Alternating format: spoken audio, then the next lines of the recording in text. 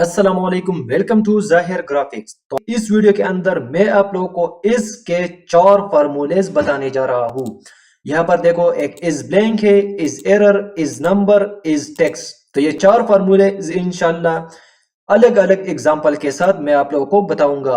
तो यहाँ पर आप लोग देख सकते हैं, मेरे पास ये एक डेटा है, यहाँ पर मेरे पास वैल्यूज है और इसके जरिए मुझे इस फार्मूला यूज करना है। तो सबसे पहला जो इज फार्मूला है वो है इज ब्लैंक।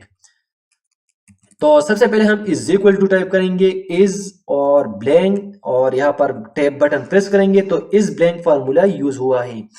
अब यहाँ पर हम क्लिक करेंगे और सबसे पहले बता रहा है कि आपने वैल्यू सेलेक्ट करना है। तो सिर्फ आप लोगों ने यहाँ पर ये वैल्यू सेलेक्ट करना है और सेलेक्ट करने के बाद आपने जस्ट एंटर करना है। जैसे एंटर करेंगे तो यहाँ पर देखो फॉल्स आ गया है, क्योंकि ये बता रहा है कि आपने जो फार्मूला यूज किया है वो ब्लैंक सेल को काउंट करता है। तो यहाँ पर देखो, इस सेल के अंदर डेटा है तो यहाँ पर ये फॉल्स आ रहा है। अगर यहाँ पर कोई भी डेटा नहीं है तो यहाँ पर ये ट्रू आ जाएगा।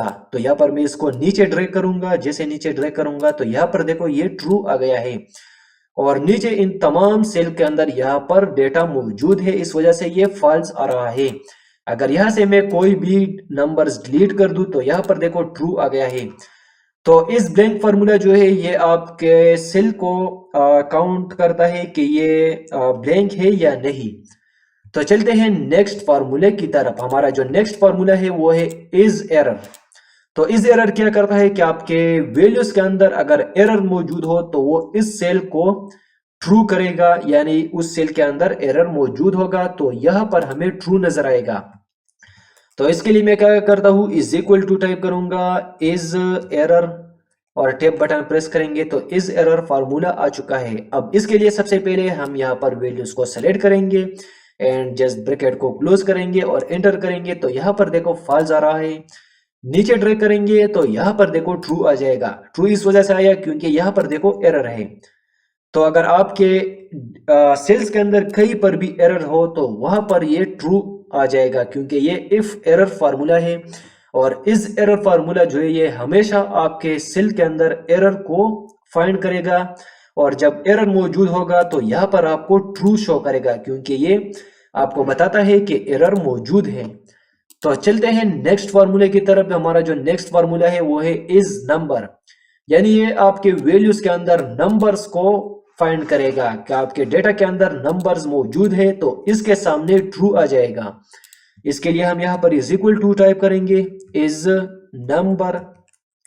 तो इस नंबर टाइप करने के बाद यहाँ पर हम अपने डेटा अपने वैल्यू को सेलेक्ट करेंगे और एंटर करेंगे तो यहाँ पर देखो फॉल्स आ रहा है, क्योंकि यहाँ पर नंबर नहीं है, सिर्फ अल्फाबेट्स है। अगर मैं इसको नीचे ड्रैग करूंगा तो यहाँ पर देखो, यहाँ पर 2 सेल के अंदर ट्रू आ रहा है, क्योंकि यहाँ पर ये जो 2 सेल है इसके अंदर नंबर मौजूद है तो इस वजह से यहाँ पर भी हमें ट्रू शो हो जाएगा। तो चलते हैं नेक्स्ट फार्मूले की तरफ। Is equal to text, sorry यहाँ पर हमें इज और फिर टेक्स्ट फार्मूला यूज कर रहा है और उसके बाद हम अपने वैल्यूज के ये जो सेल है इसको सेलेक्ट करेंगे, एंटर करेंगे तो यहाँ पर देखो ट्रू आ जाएगा।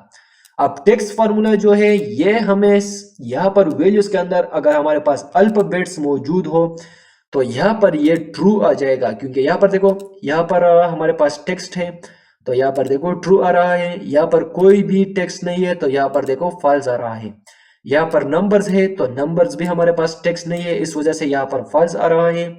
और नीचे आप लोग देख सकते हैं यहाँ पर हमारे पास टेक्स्ट है तो यहाँ पर देखो ट्रू आ रहा है।